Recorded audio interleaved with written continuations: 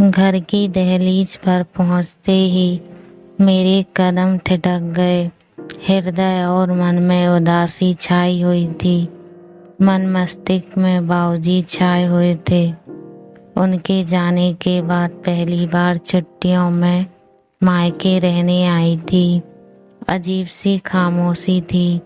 आज दहलीज में जैसे ही दहलीज पर दस्तक दी तो बाबूजी की कड़कड़ाती आवाज कानों में गूंजने लगी। सरला, दहलीज का शकल खोल लो, अंजलि आ गई। न जाने कैसे मेरी दस्तक से ही उन्हें मेरे आगमन का आभास हो जाता था। कुदरत ने कुछ अजीब सा रिश्ता बनाया है माता पिता और संतान के बीच। संतान के हृदय की तार सीधी माता पिता के हृदय से जुड़ी होती है। उनके कदमों की आहट, उनकी खुशबू, उनके चेहरा की भाषा, उनके सुख दुख का आभास सब सरलता से जान लेते हैं। माता पिता यहाँ तक कि शब्दों की भाषा से ज्यादा प्रबल और रहस्यमयी होती है। आँखों की मूक भाषा जिसे बड़ी कुशलता से पढ़ लेते हैं। माता पिता तभी तो सृष्टि में माता पिता को ईश्वर के समान स्थान प्राप्त हुआ है। ममतामय और पूजनीय माँ दहलीज खोलते ही लाडो कहकर गले लगा लेती और बाबूजी अंजलि आ गई, अंजलि आ गई कह कहकर घर में सबको आवाज लगा लगा कर पूरा घर सिर पर उठा लेते थे।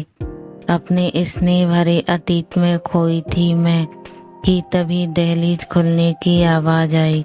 सामने रामू काका खड़े थे।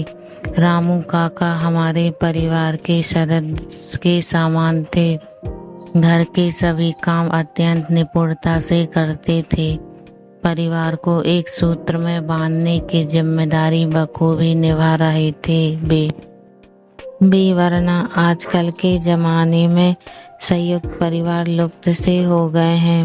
ये तो रामू काका है जो अभी तक ये परिवार संयुक्त है, अन्यथा बाबूजी के जमाने से थे।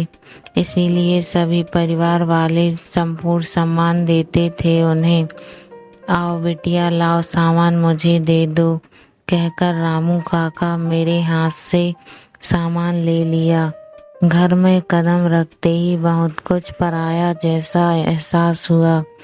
बाबूजी के सामने जो घर आंगन, जो घर वालों से, उनकी चहलबाजियों से और ठिठोलियों से भरा रहता था, वो अब सन्नाटा ओढ़े खड़ा था। अगर बाबूजी होते तो इस सन्नाटे के स्थान पर शोर शराबा होता। माँ अपने कमरे में थी। बाबूजी के जाने के बाद ही माँ को जैसे उम्र ने जकड़ लिया था। घर में फिरकनी की तरह घूमती मेरी माँ अब गठिया बाव के दर्द के साथ साथ ना जाने कितनी बीमारियों का शिकार हो चुकी थी। उनका कंचन सादमकता अब निष्प्राण जैसा प्रतीत हो रहा था। माँ की हंसी, उनका फुर्तीलापन, उनकी ख्वाहिशें और उनका अस्तित्व सब बाबूजी की चिंता में स्वाहा हो गया था। अब तो चलने फिरने में भी परेशानी होती थी उन्हें। कैसी हो माँ, मैंने कहकर उन्हें गले लगा लिया। अच्छी हूँ लाडो, ससुराल में सब ठीक है? जमाई बाबू और बच्चे नहीं आए क्या? एक साथ प्रश्नों की झड़ी लगा दी माँ ने। अरे रामू जा, तीनों बहुओं के कमरे में खड़खड़ा कर कह दे कि अंजलि आ गई है। और अंजलि बेटा जा, तू भी थोड़ा मुँह हाथ धो ले, सफर से आई है ना, थक गई होगी। मैं इतने में रामू से कहकर तेरी चाय बनवा देती हूँ। मुझे पता है कि चाय पीते ही तेरी सारी थकान उतर जाएगी। बिना अपने प्रश्नों का उत्तर लिए माँ अपनी ही रों में बोले जा रही थी। उनकी लाड भरी बातों से मेरी आंखें भीग गईं। हर बात में कल्पना में बाबूजी आने लगे थे। बाबूजी होते तो सभी यहाँ जमघट लगाए होते, यूं सबको कमरों से बुलाना ना पड़ता। तीनों भाई मुझे अपने पास बैठाकर दुनिया जहाँ की बातें कर रहे होते और भाभियाँ चाय नाश्ते के साथ साथ बातों की जुगलबंदी कर रही होती। अजीब रुतबा था और बचर था बाबूजी का, ऊपर से कड़क किंतु भीतर से एकदम नर्म। सबसे छोटी होने के कारण मैं सबकी लाडली थी। खास तौर पर बाबूजी की वे सदा मेरी हर इच्छा पूरी करते। पलकों पर बिठाकर रखा था मुझे। उनके इसी लाड के कारण अक्सर उनमें और माँ में झड़प हो जाती थी। छोरी को पराए घर जाना है, इतना सिर चढ़ाओगे पर वहाँ जाकर हमारी नाक कटवा देगी। कुछ भी तो नहीं आता ऐसे सिवाय हंसी ठट्टे के। कितनी बार कह चुकी हूँ इससे लाडो घर का कुछ काम काज सीख ले, मगर इसके कानों पर तो जो भी नहीं रेंगती। माँ गुस्से में झल्लाकर मैं उनसे कहती, अरे अंजलि मेरा गुरूर है, देख लेना इस ससुराल में मेरा सिर गर्व से ऊंचा करेगी। अभिमान से कहकर बाबूजी माँ की समस्त बातों झल्लाहटों पर विराम लगा देते। अरे अंजलि कैसी है तू? स्टेशन से आने में कोई तकलीफ तो नहीं हुई? टैक्सी आसानी से मिल गई थी ना? माफ करना अंजलि, गाड़ी नहीं भेज पाया, वो अचानक ही कुछ काम आ गया था। अगर कुछ काम ना होता तो जरूर भेजता। बड़े भैया की आवाज़ से मैं ख्यालों से वर्तमान में आ गई थी। कोई बात नहीं भैया, टैक्सी है ना, कोई दिक्कत नहीं हुई मुझे आने में, आप निश्चिंत रहें। ये कहकर मुझे बाबूजी की कमी अत्यंत खली। सोच रही थी कि अगर बाबूजी होते तो मैं टैक्सी से घर कभी ना आती। कितना भी जरूरी काम हो वो सब छुड़वा कर मेरे लिए स्टेशन गाड़ी अवश्य भेज देते थे। इन यादों का स्वभाव भी कितना विचित्र होता है ना, जितना इन्हें दूर भगाओ वो उतना ही करीब आ जाती है। बहुत जिद्दी होती हैं ये यादें, ना चाहते हुए भी बाद बेबाद वक्त बेवक्त परेशान करने चले आती हैं। ये ससुराल से जब चली थी तो पूरे सफर में अपने आप को ऊपर से भीतर से हृदय से मस्तिष्क से पूर्णतः तैयार कर रही थी कि अब मायके के जो भी परिवर्तन आया होगा उससे तनिक भी विचलित नहीं होंगी। जब बाबूजी थे तब समय कुछ और था और अब कुछ परिवर्तन तो निश्चित था, जिसका एहसास मुझे हो चुका था। और माँ बाबूजी के समय माँ स्वाधीन थी, उनका घर में अपना बच्चा था, किंतु अब वे बेटों पर निर्भर हैं। एक स्त्री के जीवन का एक कटु सत्य है कि जब तक एक स्त्री का पति जीवित है उसका अस्तित्व अत्यंत सशक्त होता है, किंतु पति की मृत्यु के पश्चात वो स्वाधीन होते हुए भी अपने परिवार के अधीन होती है, उन पर निर्भर होती है। यही माँ के साथ हुआ। मैं अपने विचारों की दुनिया में भटक रही थी कि तभी मंझले भैया की आवाज़ ने मेरे विचारों को भंग कर दिया। अरे अंजलि कैसी है तू? अकेली आई है? विशाल और बच्चे नहीं आए? मैं अच्छी हूँ मंझले भैया, बच्चे पढ़ाई में व्यस्त थे और विशाल उनका तो आपको पता ही है, कभी भी मीटिंग्स आ जाती हैं, इसीलिए सोचा मैं ही चली जाऊं अकेली।